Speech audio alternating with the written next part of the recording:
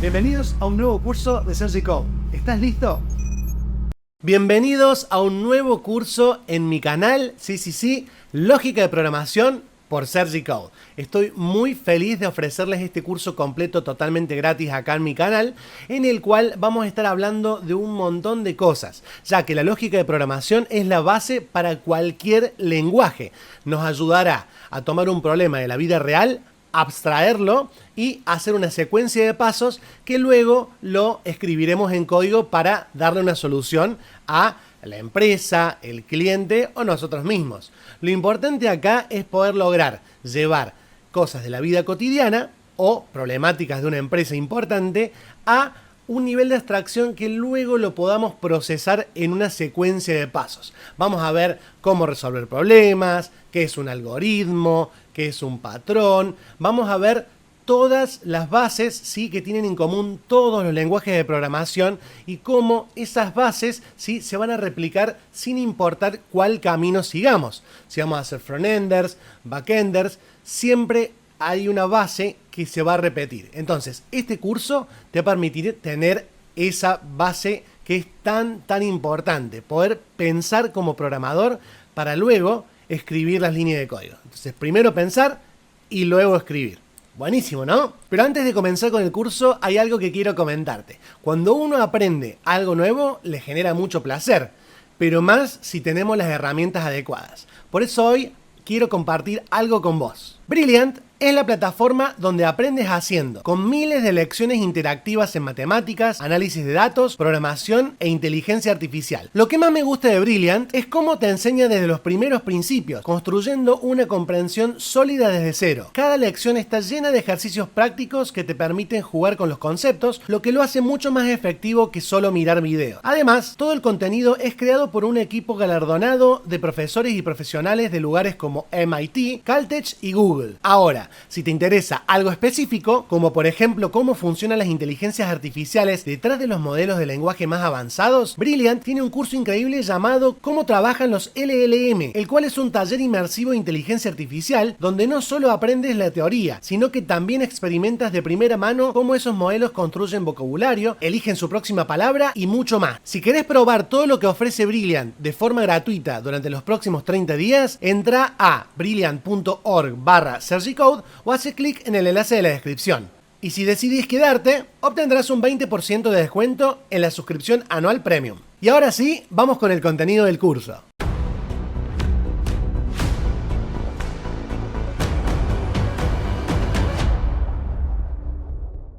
Muy feliz de estar nuevamente con ustedes en un nuevo curso y en este caso un curso fundamental, la base de todo.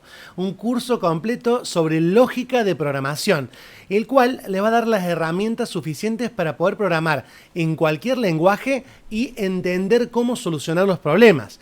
Esto es muy poderoso, ya que lo más importante de un programador es solucionar problemas. Para eso nos contratan. Entonces, la idea es tomar un problema, poder analizarlo, abstraerlo y pensar en la solución antes de escribir ni siquiera una línea de código. Y de esa forma vamos a ser súper eficientes. Vamos a empezar con este curso maravilloso. La verdad estoy muy ansioso de que ustedes aprendan todo esto porque realmente les va a servir tanto si ya vienen de haber aprendido algunos cursos míos de lenguaje de programación, como si este es tu primer curso, ya que esta es la, como habíamos dicho, la piedra angular, la piedra base de todo. Así que arranquemos. Vamos a hablar de qué es la programación, qué es ser un programador y qué responsabilidades vamos a tener con esto, ¿sí? Arranquemos. Programación es el proceso de crear instrucciones que le dicen a una computadora cómo realizar una tarea específica. Estas instrucciones se escriben en un lenguaje que la computadora puede entender, conocido como lenguaje de programación. La programación implica la resolución de problemas, el diseño de algoritmos y la traducción de esos algoritmos en un código que la máquina pueda ejecutar. Y ser un programador significa ser la persona que diseña, escribe, prueba y mantiene el código que permite que los programas de computadora funcionen. Los programadores no solo crean soluciones técnicas, sino que también aplican lógica y pensamiento crítico para resolver problemas de manera eficiente, traduciendo ideas abstractas en instrucciones precisas que una computadora pueda seguir. tal cual les comentaba antes, esto es muy importante. Tenemos que tomar un problema, poder entenderlo, abstraerlo y luego escribir las líneas de código que nos darán una solución a este problema que teníamos previamente. Continuemos. Vamos a hablar del pensamiento computacional. Súper importante, chicos. Es un enfoque de resolución de problemas que implica descomponer un problema complejo en partes más pequeñas y manejables, identificar patrones, abstraer los aspectos esenciales y desarrollar algoritmos o instrucciones paso a paso para poder resolverlo. Este tipo de pensamiento no se limita a la programación, ojo con esto, sino que puede aplicarse en diversas áreas para analizar y abordar problemas de manera lógica y eficiente, similar a cómo lo haría una computadora. Esto es muy interesante.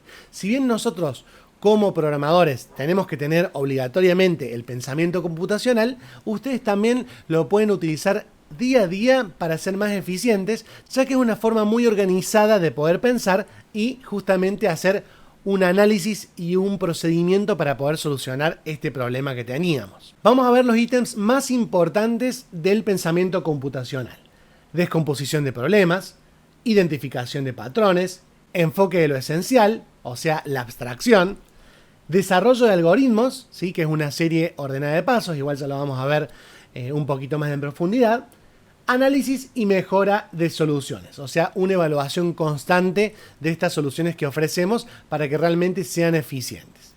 Interesantísimo, ¿no? Continuemos. Vamos a hablar de qué es un patrón, ¿sí? Es una de las características que tenía el pensamiento computacional. Un patrón es una repetición identificable y predecible de elementos o características en un conjunto de datos, situaciones o fenómenos, ¿sí? Algo que se repite y podemos predecir. Esto es muy interesante. ¿Cuáles son las características de un patrón? La repetición. Los patrones son secuencias o características que se repiten de manera constante. Discernibilidad. Los patrones pueden ser reconocidos y destacados dentro de un conjunto de datos o situaciones, o sea, nos vamos a dar cuenta cuando esto se repita. Predictibilidad. Los patrones permiten anticipar comportamientos o resultados futuros basados en observaciones anteriores, o sea que vamos a poder predecir cuando uno de estos comportamientos se va a volver a dar basado en observaciones anteriores. Regularidad. Los patrones presentan una disposición consistente de sus elementos a lo largo del tiempo o del espacio, o sea, aparte de repetirse, se repite con ciertas características, ¿sí?, comunes en todas las veces que se va a repetir. Y abstracción. Los patrones se pueden simplificar para representar información de forma más clara y manejable. Cuando aparece un patrón, nosotros vamos a poder tomar ese patrón y hacer algo al respecto. Como programadores es importante poder identificarlos para no repetir código, por ejemplo, y dar una solución eficiente, ¿sí?, que podamos aplicar una sola vez y en todos los patrones aplicar esa misma solución y resolverlos de una sola vez, ¿sí? Identificar patrones nos va a ayudar, por ejemplo, a poder entender mejor cuál es el problema a solucionar y cuando ya estemos codeando a reducir el tamaño del código, ¿sí?, ya que al dar una solución puntual que se pueda aplicar en cada una de las apariciones del patrón, estaremos focalizando en una sola parte del código una solución que también se va a poder repetir todas las veces que necesitamos aplicarla. Muy importante también. Continuemos. ¿Qué es un algoritmo? Importantísimo. Esto se lo tienen que llevar grabado en la piel, así que importante. Foco acá. Mucha atención.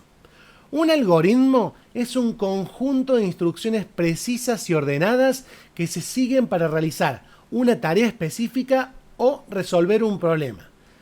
¿Vieron esto? Recuérdenlo. Un algoritmo es un conjunto de instrucciones, ¿sí?, una secuencia de instrucciones, ¿sí?, para resolver un problema.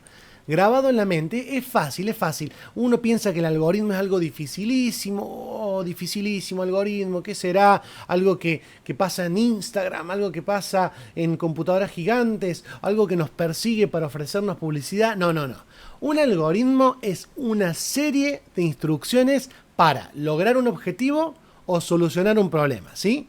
Por supuesto, todo lo que nombré recién también son algoritmos, pero vamos de a poco entendiendo cómo funciona todo este entramado en el cual nosotros vivimos, el mundo virtual, la Matrix. Bueno, vamos a ver las características fundamentales de un algoritmo, ¿sí? Secuencia de pasos, una serie lógica de pasos que deben seguirse en un orden específico para lograr un objetivo. Precisión. Cada paso debe ser definido y comprensible para una ejecución precisa y consistente. Finitud. Los algoritmos deben tener un número finito de pasos terminando una vez alcanzado el objetivo o después de un número determinado de pasos. Finito no es finito como una línea, ¿no? ¿Sí? O no estén pensando cosas raras al decir finito. No, chicos. Finito quiere decir que no es infinito, que tiene una cantidad precisa de pasos, ¿sí? Eso es finito, una cantidad que nosotros podemos distinguir, precisa, ¿sí? Solución de problemas, diseñados para resolver problemas específicos. Y por último, eficiencia. Un buen algoritmo no solo logra el resultado deseado, sino que lo hace de manera eficiente, optimizando el uso de los recursos como tiempo y memoria. Esto es muy importante, ya que los algoritmos lo que hacen justamente es hacer una serie de pasos, pero no cualquier serie de pasos. Esa serie de pasos nosotros tenemos que hacerla para que se logre de forma eficiente la solución del problema. En este caso, por ejemplo, como dicen, nos pueden ahorrar tiempo, ya que si el algoritmo tiene pasos de más o no es muy eficiente, va a demorar más en resolver el problema. O también hablando de la optimización de recursos. Por ejemplo, si el algoritmo es muy largo o muy poderoso, pero necesitamos demasiado poder computacional para poder lograr el objetivo, vamos a tener que, por ejemplo, pagar mucho poder computacional en una nube y eso se va a derivar en gastos que queremos evitar. Entonces es muy importante que el algoritmo sea eficiente para ahorrar tiempo y recursos en general. Lo que me acabo de dar cuenta es que estaba tapando la palabra algoritmo, pero bueno, le pido mil disculpas. Para la próxima diapositiva que tenga algo escrito a la derecha, me voy a mover así como estoy moviéndome. Así que vamos a la siguiente diapositiva que me pone muy contento que llegamos a la primera parte práctica. Sí. ¿Cuánto llegamos? ¿10 minutos? Como máximo, ¿15 minutos? No, menos, 10 minutos. Bueno, vamos a ver algo práctico y la verdad que esto me pone muy contento para que ustedes ya todos estos conceptos que venimos viendo los pongamos un poquito manos a la obra para que ustedes vayan entendiendo y no se les haga tan abstracto, ¿sí? Vamos a continuar y vamos a ver cómo aplicar todo esto que vimos en la siguiente práctica. Sacar una canción en la guitarra usando pensamiento computacional. ¡Wow! Esto es muy interesante, ya que todo lo que vimos recién, forma un poco abstracta, leyendo paso por paso, ahora sí vamos a ver cómo se aplica, ¿sí? Así que mucha atención, porque todo lo que vimos recién, ahora lo vamos a poder volver a ver, pero de forma práctica. Pensemos. Imagina que quieres aprender a tocar una canción en la guitarra y para ello deseas utilizar el pensamiento computacional. Este enfoque implica desglosar el proceso en pasos más simples, identificar patrones musicales, eliminar detalles innecesarios y seguir un conjunto claro de instrucciones o algoritmos para practicar de manera efectiva. ¿Sí? Arranquemos. Vamos a hablar del proceso basado en los pasos que habíamos visto en el pensamiento computacional. 1. Descomposición. Divide el proceso de aprender la canción en pasos más manejables. Escucha la canción para entender su ritmo y melodía. Identifica los acordes o notas principales. Practica cada acorde o nota individualmente y luego practica la transición entre ellos. Finalmente, intenta tocar la canción completa. ¿Sí? Esto es la descomposición un poco del proceso completo que tenemos que hacer, de la problemática completa. Vamos a hablar del reconocimiento de patrones. Encuentra repeticiones o similitudes en los acordes, progresiones armónicas o ritmo de la canción. Esto te ayudará a entender mejor la estructura y a tocarla de manera más fluida. Por ejemplo, normalmente las canciones populares o las canciones rock suelen tener intro, estrofa, estribillo, estrofa, estribillo, solo, estribillo y algunas veces un final distinto, ¿sí? Esta es la estructura básica. Algunos tienen algo distinto, algunas bandas un poco más elaboradas, por ahí pueden tener intro, estrofa, puente, estribillo, por ejemplo, después una parte instrumental, otra vez volver a una estrofa, puente, estribillo, solo y una tercera parte que sea una puente hacia el final y un estribillo final. O sea, pueden tener distintas estructuras, pero en general más o menos va por ahí. Entonces, identificar esta estructura nos va a ayudar a nosotros también a, por ejemplo, saber que al haber repeticiones, al haber patrones, ¿sí?, dentro de la canción, nos va a ser muchísimo más fácil a nosotros poder sacar la canción, poder aprendérnosla. Tercero, abstracción. Enfócate en lo esencial de la canción, como los acordes principales y la estructura general. Ignora detalles menos importantes como los adornos o variaciones del estilo para simplificar el aprendizaje. Si bien en algún momento vamos a tener que aprender, por ejemplo, si nosotros estamos aprendiendo la parte de la guitarra y la voz, por ahí nosotros tenemos que focalizarnos únicamente en esa parte, ¿sí? Primero omitiendo los adornos para poder aprender la base y luego llegando a ellos una vez que ya tengamos aprendida la parte más importante. Y podemos omitir, por ejemplo, los arreglos que haga la batería, los arreglos que haga el bajo, aunque por supuesto para una cuestión integral también tenemos que tenerlos en cuenta, pero al principio para poder aprender es mejor omitirlos. Algoritmo. Crea un conjunto ordenado de pasos para aprender la canción. Escuchar la canción, identificar los acordes, practicar cada uno de los acordes, trabajar en las transiciones, tocar la progresión de acordes en el ritmo y, finalmente, integrar la melodía si es necesario para tocarla completa. Como podemos ver, es un conjunto ordenado de pasos, ¿sí?, que no tiene nada que ver con la programación y, sin embargo, usamos un algoritmo para poder sacar una canción, por ejemplo, de tu banda favorita. Y por último, evaluación. Revisa el proceso para asegurarte de que sea efectivo y claro. ¿Cubriste todos los aspectos importantes? ¿Los pasos son fáciles de seguir y comprender? Entonces, cuando saquemos una segunda canción, a lo mejor estos pasos podamos ir mejorándolos. En la segunda canción me di cuenta que todo esto que hice podemos haberlo hecho de otra forma, haberlo escrito en un papel, buscado en alguna plataforma, ¿sí? A ver, en la tercera canción que me di cuenta que había omitido cierto paso y si lo agrego es mucho más eficiente, ¿sí? Hay que evaluar el proceso que hicimos e irlo mejorando de tal forma de que el algoritmo vaya también a su vez siendo más óptimo para lograr los mismos objetivos de forma más eficiente y ahorrando tiempo y recursos, ¿sí? Tal cual habíamos visto en la parte teórica. Como podemos ver, este proceso práctico, esta práctica que hemos hecho, nos ayudó a ver toda la parte teórica que vimos antes, que es pensamiento computacional, identificación de patrones y los algoritmos en una práctica y es mucho más fácil entenderlo. ¿Qué les pareció?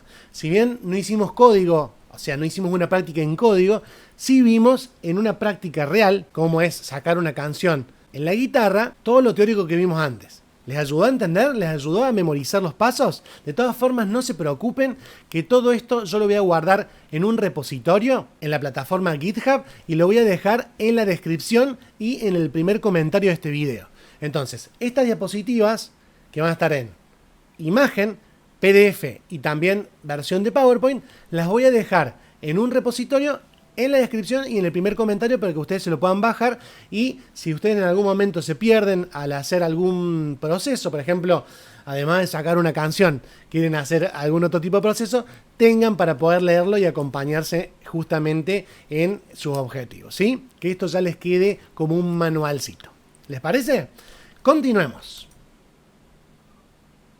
Hablemos ahora sí del análisis de un problema. Es el proceso de comprender completamente un problema antes de diseñar una solución. Implica descomponer el problema en partes más manejables, identificar sus causas subyacentes y establecer un enfoque claro para resolverlo de manera efectiva. Guarda que esto está muy relacionado con lo que vimos antes, ¿sí? Pero vamos a ir un poquito más allá y ya esto de diseñar una solución huele un poquito más a programación, ¿no? Guarda con esto. Este es un pasito un poquito más cerca a empezar a diseñar soluciones que si bien puede aplicarse a lo que hicimos antes, ya de a poquito voy a ir insertando ciertos elementos de la programación para que ustedes puedan también sentir que todo esto los lleva de a poquito, de manera orgánica, a la programación y ustedes ya se sientan que todo esto conecta, ¿sí? Vamos a ver las características más importantes en el análisis de un problema. 1. Identificar y comprender el problema. 2. Establecer objetivos claros. 3. Identificar requisitos y restricciones. 4. Analizar las causas subyacentes.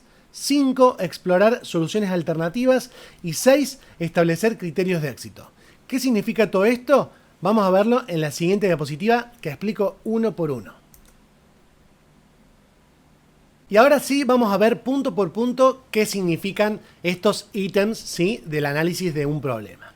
Identificar el problema. Es fundamental entender en qué consiste exactamente el problema. Esto implica identificar todos los detalles relevantes, las entradas y salidas esperadas, así como cualquier restricción o limitación que pueda existir. Como podemos ver acá, entradas, salidas, ya nos vamos acercando un poquito más a la programación. Establecer objetivos. ¿Cuál es el propósito final de resolver este problema?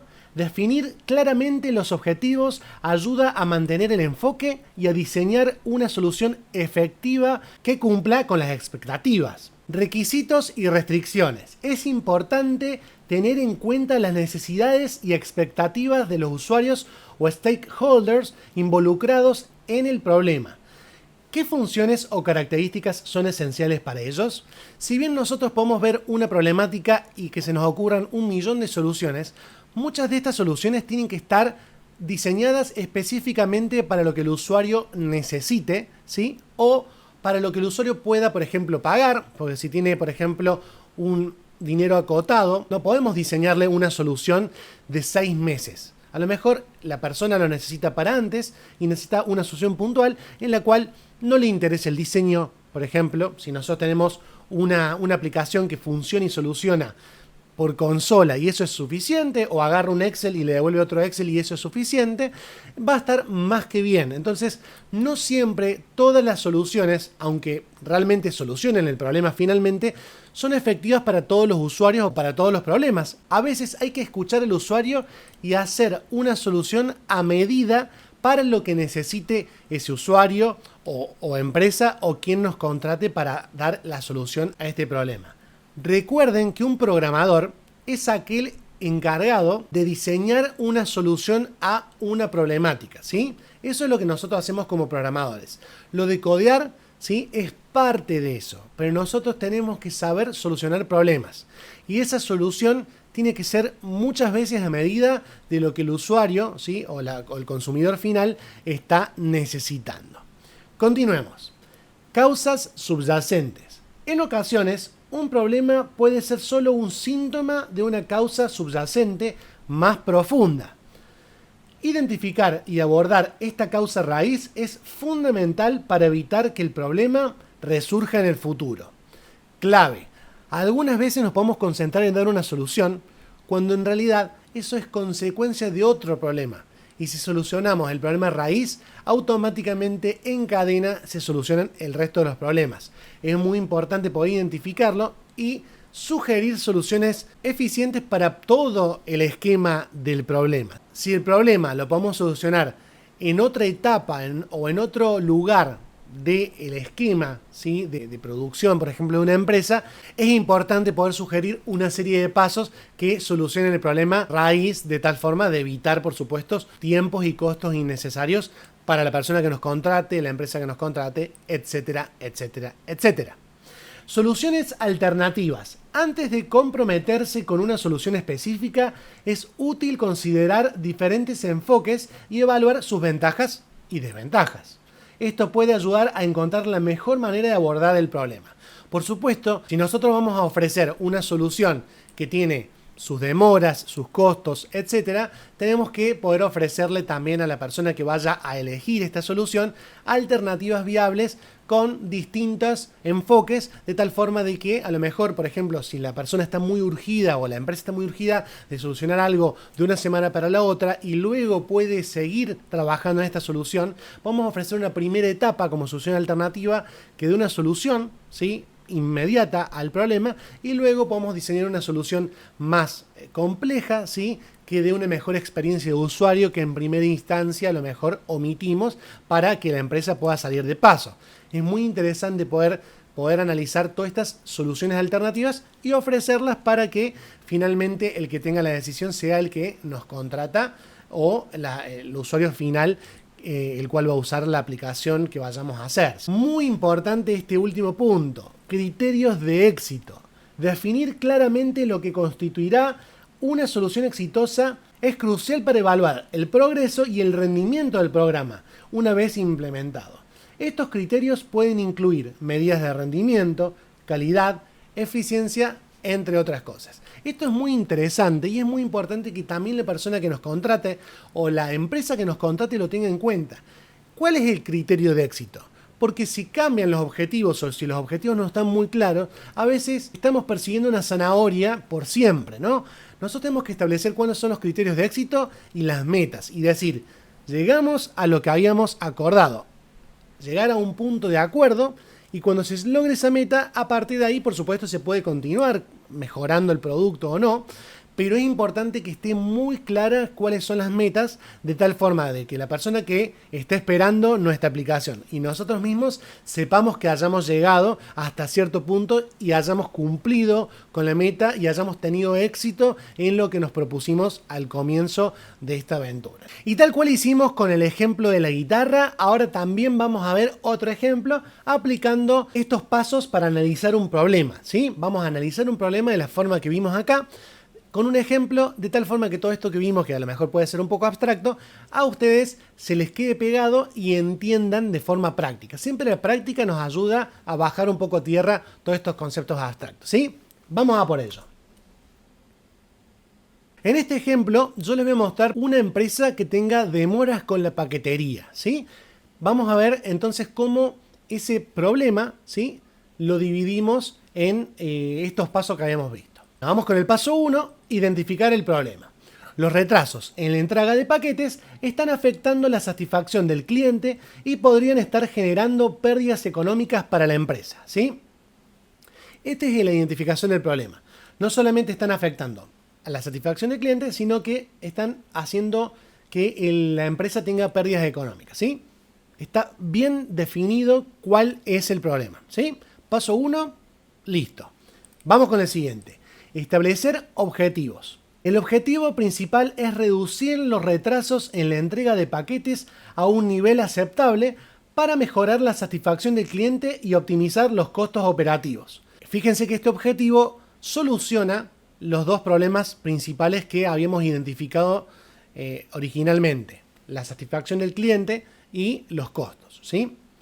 Tercero, requisitos y restricciones. Se debe tener en cuenta factores como los plazos de entrega comprometidos, los recursos disponibles, las limitaciones de la infraestructura de transporte, etc. Fíjense cómo en este negocio puntual tiene estas restricciones. Si estuviéramos hablando de otro tipo de negocio, tendría otras restricciones. Estos 6 puntos van a cambiar notoriamente dependiendo el problema, dependiendo la industria, dependiendo todo el contexto, ¿sí? Entonces, estos requisitos y estas restricciones tienen que ver con una empresa de paquetería. Causas subyacentes. Se podría descubrir que los retrasos son causados por problemas en la gestión del inventario, deficiencias en las rutas de transporte, falta de coordinación entre los equipos de logísticas, entre otros posibles factores. Podremos ver alguna causa raíz que esté teniendo como consecuencia el problema este, ¿sí? Es muy importante analizarlos y descartar cualquier solución en algún punto anterior a lo que vayamos a ofrecer, ¿sí? Esto es muy importante. Soluciones alternativas, ¿sí? Se podrían considerar acciones como optimizar los procesos de inventario, mejorar la planificación de rutas, implementar tecnología de seguimiento en tiempo real, entre otras posibles soluciones. Y por último, los criterios de éxito. Se establecerían métricas para medir el éxito, como la reducción del tiempo en promedio de entrega, la disminución de quejas de los clientes relacionadas con retrasos, el aumento de eficiencia operativa, etc. ¿Se dieron cuenta cómo todo esto ayuda muchísimo a abstraer el problema y a empezar a encontrar soluciones más sencillas? Cuando empezamos a dividir el problema en todos estos pasos, claramente la solución aflora, ¿sí? Y es mucho más fácil poder diseñar una estrategia, ya sea como programadores, para poder dar una solución eficiente al cliente que nos esté contratando, ¿sí? ¿Se dieron cuenta? Todo esto nos va a ayudar muchísimo, muchísimo a empezar a pensar mejor y de esa forma que nos sea muchísimo más fácil poder dar soluciones. Continuemos. Y nos seguimos acercando ya un poquito más a la programación y vamos a hablar ahora sí de estructuras de control. Las estructuras de control son un conjunto de instrucciones en un programa que permiten alterar el flujo de ejecución de las operaciones. Es decir, dictan cómo y cuándo se ejecutan las distintas partes del código. Estas estructuras son fundamentales en la programación, ya que sin ellas los programas seguirían una ejecución secuencial y lineal sin poder realizar decisiones, repeticiones o desviaciones en el flujo del programa. Vamos a hablar de las dos más importantes. Estructuras condicionales permiten que el programa tome decisiones y ejecute ciertas instrucciones solo si se cumplen ciertas condiciones. Esto se logra utilizando sentencias como if, else if, en algunos lenguajes elif y else, ¿sí? Un ejemplo podría ser, estamos cocinando y preguntamos, ¿está bien cocinada la carne? Entonces decimos, sí, entonces apagar el fuego. No, seguir revolviendo la carne. Entonces, tomamos una decisión o volvemos a revolver la carne, ¿sí? Entonces, fíjense que son estructuras de control que nos ayudan a tomar una decisión en base a una condición, ¿sí? Y por otro lado tenemos las estructuras de iteración, que son los bucles. Son estructuras de control que permiten repetir una o varias instrucciones múltiples veces, hasta que se cumpla una condición específica. Existen varios tipos de bucles, siendo los más comunes while, for y do while, que ya vamos a ver cada uno. Pero podríamos decir, por ejemplo, debemos aplaudir 10 veces al artista. Entonces, aplaudimos una, ¿sí? Contamos. ¿Terminamos de aplaudir 10 veces? No, repetimos. Aplaudimos otra. ¿Terminamos de aplaudir 10 veces? No, repetimos. Hasta llegar a los 10. ¿Aplaudimos las 10 veces? Sí. Entonces dejamos de aplaudir, ¿sí? ¿Se entiende? Se repitió el aplauso 10 veces dentro de un bucle, ¿sí? La instrucción de aplaudir se repitió 10 veces. Entonces tenemos estructuras condicionales, ¿sí? Que nos ayudan a elegir un camino u otro, e estructuras de iteración que si se cumple una condición se sigue repitiendo hasta que no se cumpla más esa condición. ¿Se entiende? Muy interesante, muy importante y ya mucho más cerca de la programación, ¿sí? ¿Vieron cómo empezamos más abstracto? Problemas, guitarra, paquetes y ahora ya estamos acercándonos más a la programación, ¿sí? Sigamos con la siguiente diapositiva. Guarda con esto, ¿eh? Más cerca de la programación todavía y ya empezamos a ver un poquito del código.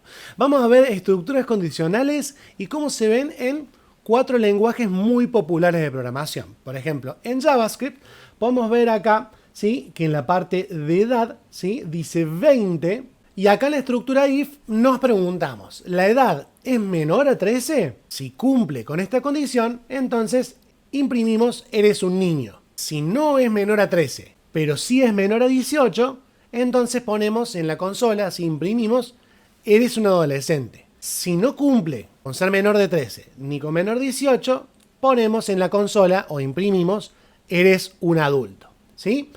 Vamos a ver cómo se ve en Python esto mismo. Fíjense que acá hay una diferencia, acá tenemos la palabra let, acá no, acá tenemos llaves, acá no, pero sigue siendo la misma estructura. Y fíjense que se compara. Tiene menos de 13, se imprime eres un niño. Si no, chequea. ¿Tiene menos de 18? Entonces era un adolescente. Si no cumple con ser menor de 13 ni menor de 18, vemos que imprimiría eres un adulto. Lo mismo con Java, lo mismo con PHP, ¿sí? Cada uno tiene sus distintas características, pero fíjense que todas contienen más o menos la misma estructura. Y ahí ustedes seguramente estarán conectando un montón de neuronas y cables y decir, che, entonces quiere decir que si nosotros aprendemos lógica de programación y aprendemos este curso, ¿podemos programar en cualquier lenguaje? Un poco sí, un poco no. Por supuesto, cada lenguaje tiene objetivos distintos, ¿sí? Y tiene cada uno sus particularidades. Y cada uno es poderoso en distintos rubros. Entonces es importante después elegir una tecnología y adentrarse más.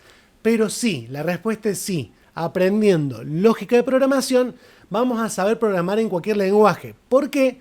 Porque lo importante no es codear. El programador tiene que resolver problemas. Lo que hace un programador es resolver problemas y diseñar una solución, ¿sí? Entonces después elegimos la herramienta que más sea adecuada para esa solución y esa herramienta será un lenguaje de programación que sea eficiente a la hora de solucionar un problema para la persona que necesite solucionarlo, claramente. Vamos a continuar y vamos a hacer un análisis de lo que estamos viendo acá en profundidad, ¿sí? Vamos a ver qué diferencias de sintaxis habíamos visto. En JavaScript y PHP o PHP utilizan llaves para delimitar bloques de código y punto y coma al final de las líneas. Python usa la indentación para delimitar bloques sin la necesidad de llaves, ¿sí? Pero no sé si se fijaron, usa los dos puntos. Java también utiliza llaves para bloques de código y requiere punto y coma al final de cada declaración. Hablemos de declaración de variables. JavaScript, Python y PHP o PHP no requieren especificar el tipo de variable, ¿sí? En cambio en Java sí requiere especificar el tipo de la variable. Ya vamos a ver qué es una variable, ya vamos a ver qué es un tipo de dato en las siguientes diapositivas, así que no se preocupen. Métodos de salida. JavaScript utiliza console.log para imprimir en consola. Python usa print para imprimir en consola. Java usa system.out.println para imprimir en consola.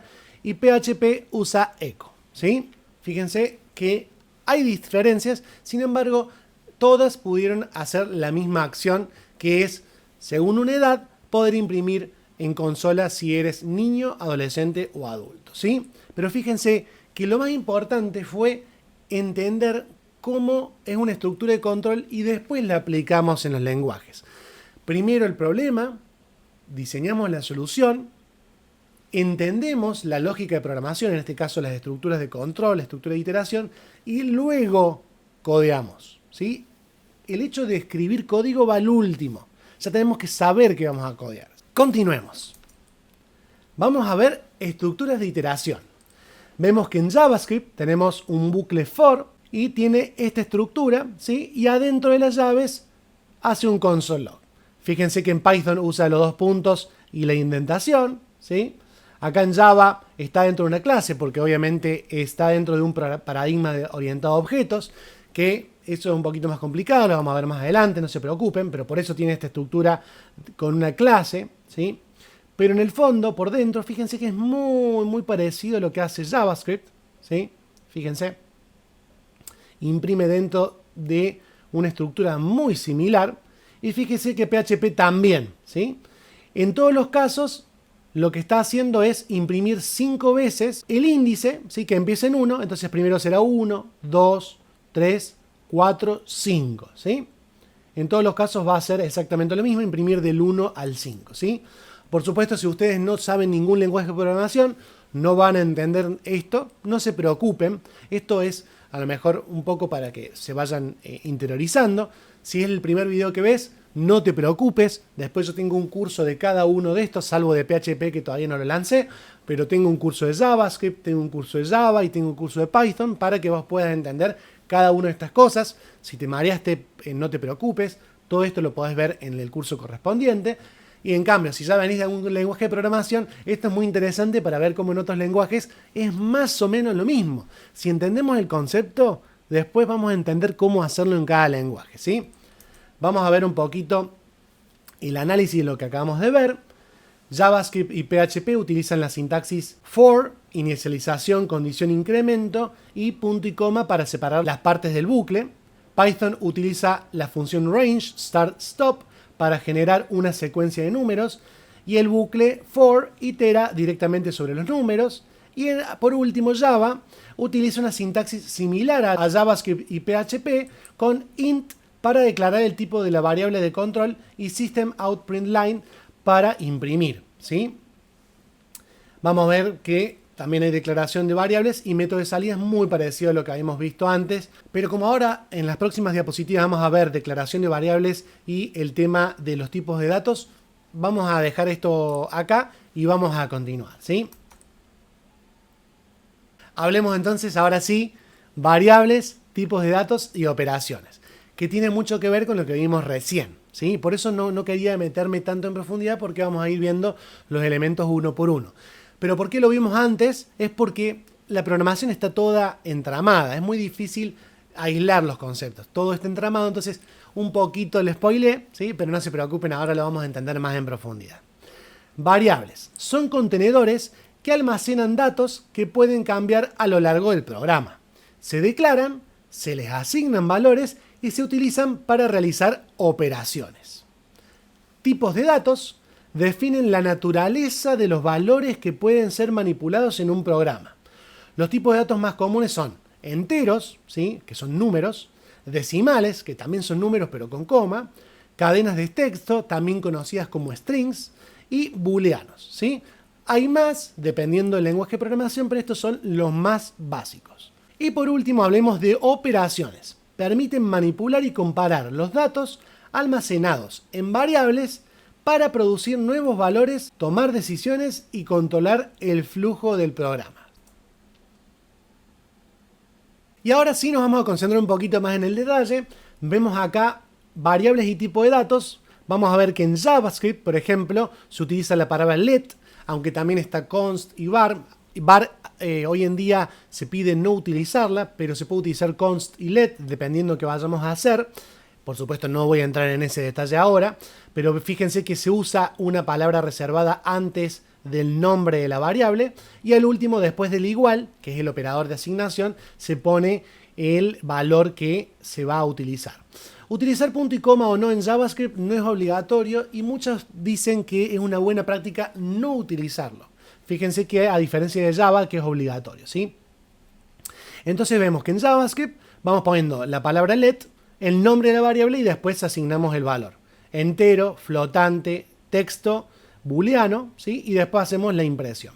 En Python no hace falta la palabra let ni ninguna palabra que tenga que ver con generar una variable, simplemente se pone el nombre y se le asigna el tipo de dato. Y la primera diferencia que vemos con Java es que en Java sí se dice qué tipo de dato. Se usa int, se usa double, se usa string y se usa boolean. O sea, se le pone exactamente qué tipo de dato le vamos a asignar a la variable. Fíjense que los otros tres casos no. Ni en JavaScript, ni en Python, ni en PHP estamos poniendo el tipo de dato, ¿sí? Fíjense que acá también ponemos signo de pesos, el nombre de la variable y directamente el dato, ¿sí? Que va a ser entero, flotante, texto o booleano, pero en ninguno de los casos, a diferencia de Java, se está poniendo el tipo de dato. Después vamos a ver que en TypeScript, por ejemplo, que es la versión tipada de JavaScript, también se utiliza como en Java para que sea más estricto, menos flexible, ¿sí? Esto nos da ventajas y desventajas, ¿sí? Muy, muy interesante. Vamos a hablar un poquito de lo que les comenté recién, bajado un poquito a tierra. JavaScript y PHP no requieren especificar el tipo de variable. Python también permite la declaración de variables, pero sin tipo de dato explícito. Java requiere especificar el tipo de la variable, como hemos visto, integer, double, string, boolean. Tipos de datos, JavaScript y PHP tienen tipos de datos dinámicos, no necesitan declarar el tipo. Python tiene tipo de datos dinámico, similar a JavaScript y PHP, pero utiliza true y false para booleanos en lugar de true y false en minúscula, ¿sí? Por ejemplo, esto es un dato no menor, pero bueno, por supuesto ustedes van a profundizar en cada uno de los lenguajes de programación que elijan, ¿sí? No es necesario saber todo esto de memoria. Y Java, por ejemplo, es un lenguaje de tipado estático y requiere especificar el tipo de dato en cada una de las variables. Muy interesante. Bueno, la mayoría de las cosas las nombré recién, por lo cual esto es como una especie de repaso de lo que dije recién. Algo que acá no dice, pero es muy importante, es como habíamos dicho, en JavaScript se utiliza el let, ¿sí? En PHP se utiliza el signo de pesos, ¿sí? Para poder inicializar las variables, ¿sí? Hablemos de funciones y modularidad. Importantísimo también. Por favor, prestemos mucha atención en esto que es importante, lo que es función. En la programación es muy importante. Las funciones o procedimientos son bloques de código que realizan una tarea específica y que pueden ser reutilizados a lo largo del programa. Su uso permite mejorar la organización, la legibilidad y mantenibilidad del código. O sea, es un pedacito de código que podemos llamar a discreción. Entonces tenemos dentro de una función un pedacito de código y cuando queremos usar ese pedacito de código lo llamamos, ¿sí? Muy interesante, muy importante esto. Modularidad, que está ligado a la función, ¿sí? La modularidad se refiere a la práctica de dividir el programa en partes más pequeñas y manejables, ¿sí? ¿A qué nos recuerda esto? A cuando abstraíamos problemas, ¿sí? Entonces las funciones nos van a solucionar problemas chiquitos, partes, ¿sí? Más manejables de un problema más grande, que sería el programa entero. Fíjense cómo se relaciona con lo que vimos antes, ¿sí? La modularidad nos ayuda a dividir el problema en problemas más pequeños que sean más fáciles de manejar. Lo mismo con el código, ¿sí? ¿Se entiende? Llamadas módulos o funciones, ¿sí? O sea, además de modularizar el código, nosotros podemos modularizarlo a través de funciones. No es la única forma, también lo podemos hacer a través de archivos que son módulos u otra estructura dependiendo del lenguaje de programación, pero podemos utilizar funciones para hacer la modularización de estas actividades que había dicho yo antes. Esto tiene varios beneficios y vamos a verlo en la siguiente diapositiva. Pero antes de ver los beneficios, les voy a mostrar cómo se ven en cada uno de los lenguajes de programación una función, ¿sí? Fíjense que en JavaScript usamos la palabra reservada function, ¿sí? Ponemos el nombre de la función y entre paréntesis vamos a recibir datos que después utilizaremos dentro de la función, ¿sí? Esto es un bloque de código que hace una suma. Después, cuando queremos realmente utilizar la suma, la llamamos acá pasándole esta información. Y después podemos imprimir el dato. Fíjense que Java es muy parecido, nada más que utiliza int para saber qué tipo de dato va a devolver, ¿sí? Esto es muy interesante, ¿sí? Y después llamamos en la parte principal del programa también a este código que se llama sumar, ¿sí? La función tiene un nombre y la llamamos cuando la necesitamos, ¿sí? En Python lo mismo, nada más que utilizamos def, ¿sí? Y se llama de la misma forma, y en PHP se usa function igual que en JavaScript, ¿sí? Vamos a ver un poquito esto en esta diapositiva. JavaScript usa la palabra clave function para definir funciones. Las funciones pueden ser declaradas en cualquier lugar del código. Esto es muy importante. Python utiliza la palabra clave def, ¿sí? Más parecida a la palabra definición, para definir funciones. La definición o función debe estar correctamente indentada. Esto es muy importante. En JavaScript se usan las llaves, en Python se usa la indentación. La indentación es como la sangría, esa que hemos visto. Java define funciones dentro de clases, ¿sí? Específicamente métodos, porque las funciones en una clase se llaman métodos de clase, ¿sí? Y requiere que se especifique el tipo de retorno. Vimos que ponía int. Además, la definición debe estar dentro de una clase. O sea que fíjense que Java funciona bien adentro de programación orientada a objetos, es distinto al resto, ¿sí? De todas formas, no quiero que se mareen. Todo esto yo se los digo como para que ustedes tengan un poquito más de cercanía con cada uno de los lenguajes de programación, pero no hace falta que todo esto lo sepan. Todo esto es más que todo una curiosidad, para que ustedes digan, yo quiero aprender Python, pero me doy cuenta que en todo el lenguaje de programación se respeta la misma estructura. Es más que todo para eso. Son curiosidades que ustedes se lleven enriquecimiento, pero no hace falta que todo esto lo sepan de memoria, ¿sí? Es para que ustedes más o menos vayan aprendiendo qué coincidencias hay, qué diferencias, y que si ustedes aprenden un lenguaje de programación, no está tan lejos aprender otro. Aunque mi recomendación es que al principio aprendan uno bien a fondo, ¿sí? PHP usa la palabra clave function, similar a JavaScript. Las funciones pueden ser definidas en cualquier lugar del código, o sea, es muy parecido a JavaScript. Tipos de datos y retornos. JavaScript y PHP permiten el uso de tipos de datos dinámicos y no requieren especificar el tipo de retorno. Python también tiene tipo de dato dinámico y no requiere, o sea que es muy parecido. Java requiere especificar el tipo de retorno de la función y el tipo de dato en cada uno de los parámetros, ¿sí? Y la llamada a la función en JavaScript, Python y PHP, las funciones se llaman directamente con el nombre de la función, seguido de paréntesis. En cambio en Java, los métodos se llaman desde un método main u otro método en la misma clase, ¿sí? Esto es muy interesante también, es muy importante ver que Java sí trabaja dentro de un paradigma de programación que es el paradigma orientado a objetos.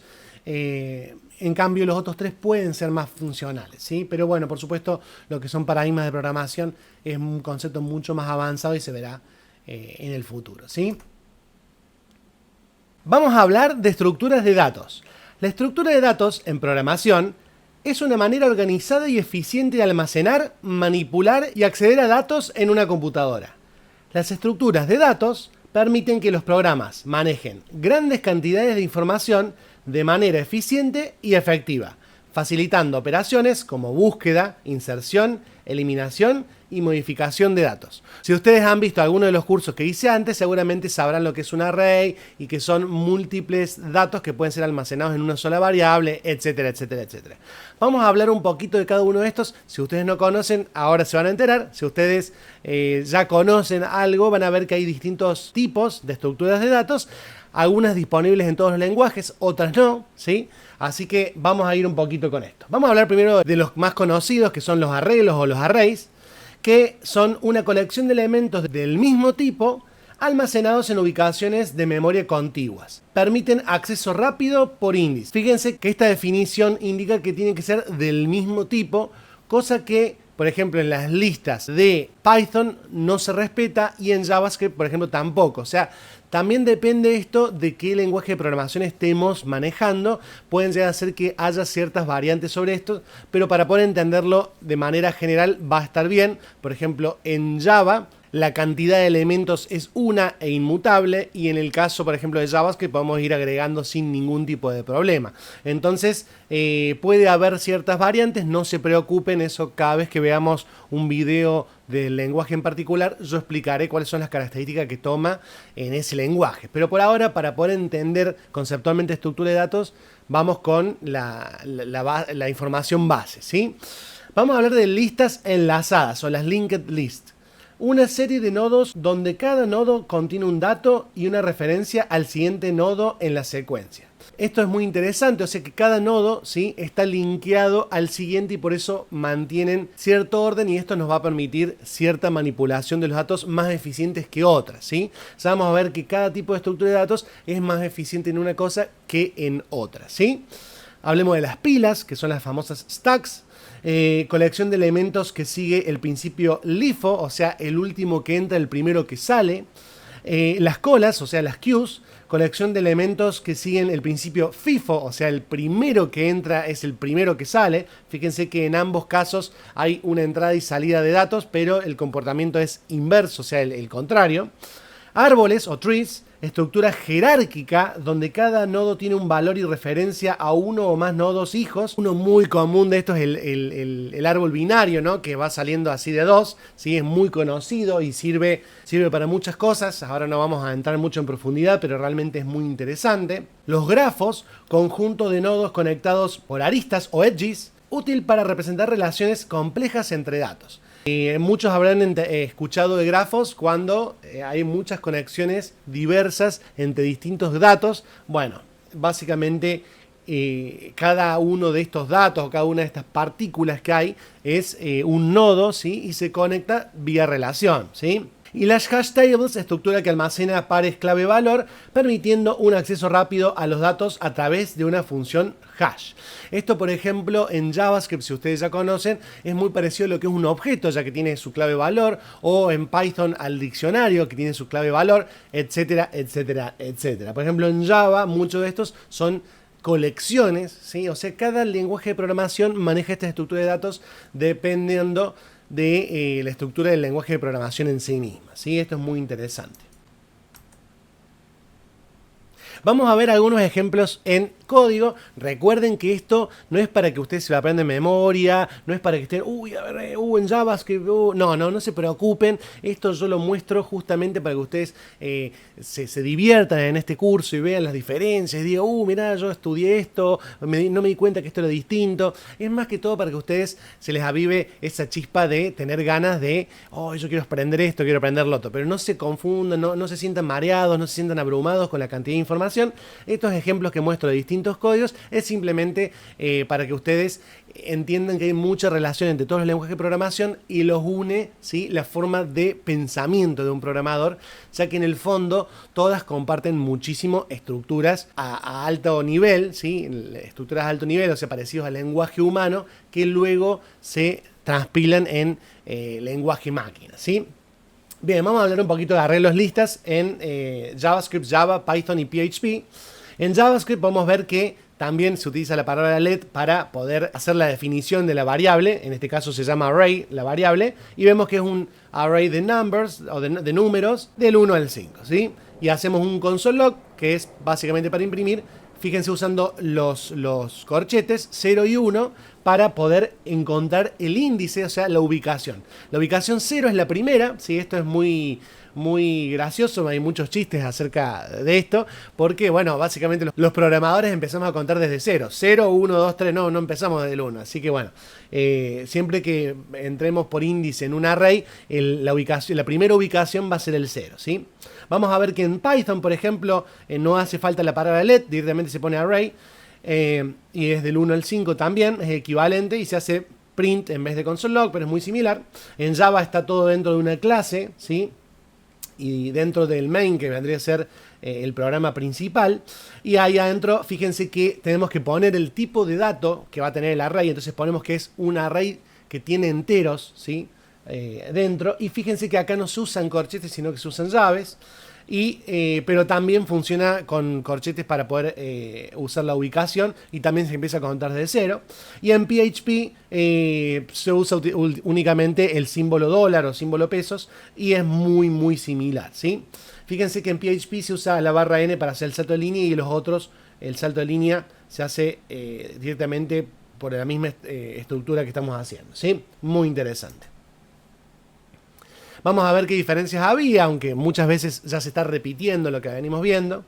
JavaScript, Python y PHP usan una sintaxis similar por la definición e inicialización de arrays o listas en Python, ¿sí? Fíjense que algunos se llaman array, otros listas, ¿sí? Dependiendo la estructura de datos que corresponda a cada lenguaje, ¿sí? Pero en el fondo, para poder entenderlo, incorporar la información, podemos abstraerlo y decir, bueno, todo esto es la misma base, ¿sí?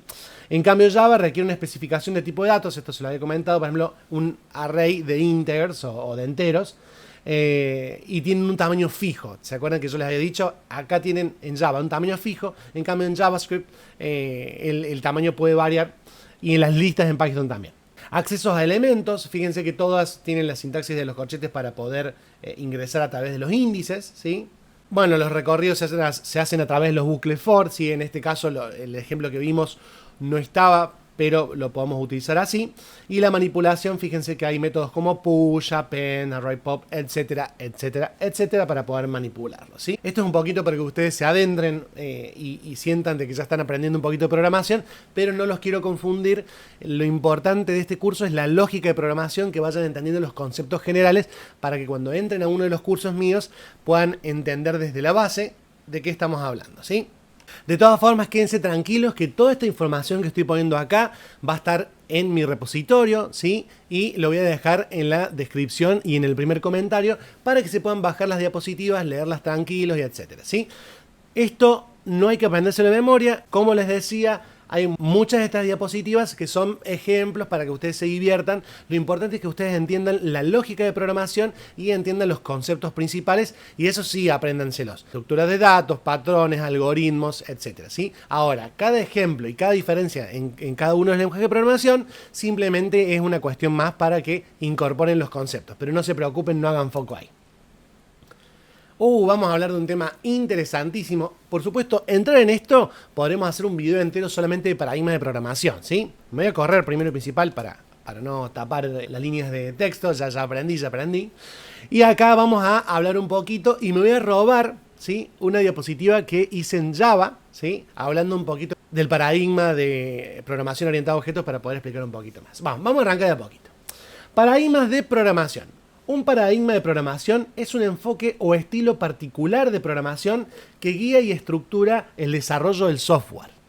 Un paradigma define la manera en que los programadores conceptualizan y organizan los problemas que deben resolver, y dicta cómo se deben estructurar las soluciones en términos del lenguaje de programación y metodologías. Esto es muy interesante.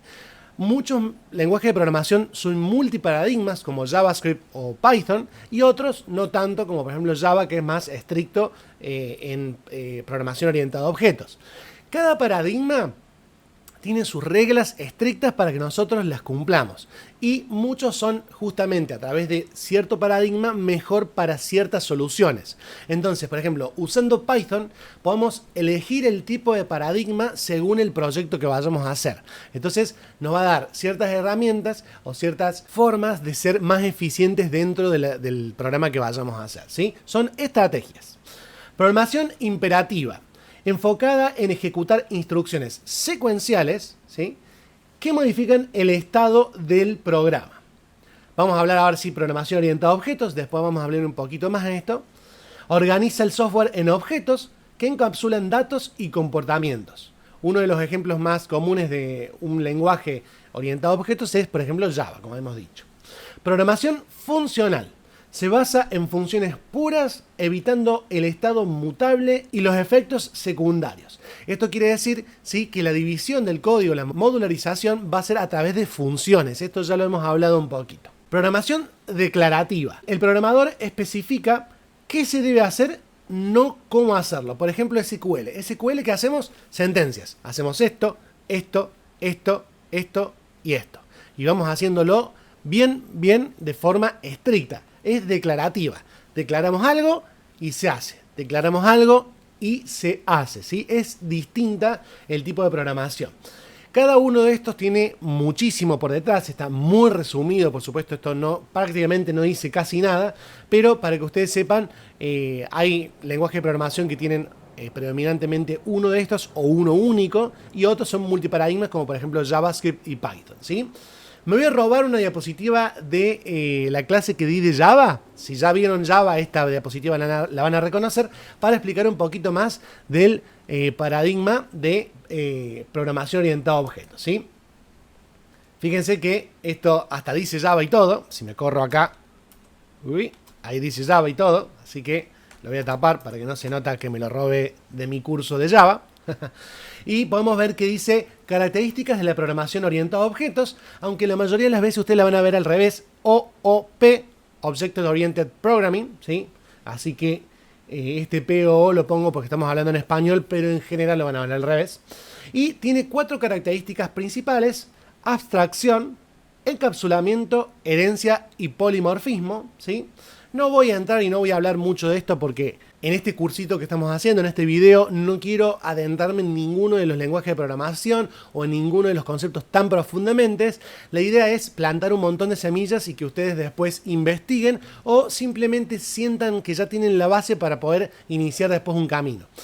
¿Para qué vamos a estudiar todas estas características? Si ustedes después, cuando vean un video mío de Java, por ejemplo, si están interesados, lo vamos a ver más en profundidad, o directamente cuando saque los videos de JavaScript y Python con programación orientada a objetos, lo van a volver a ver, ¿sí? Todo esto lo vamos a volver a tocar, por lo cual ahora yo se los traigo para que ustedes puedan tenerlos en las diapositivas que voy a dejar, pero no es obligatorio saberlo y además no quiero confundirlos con tanta información, ¿sí?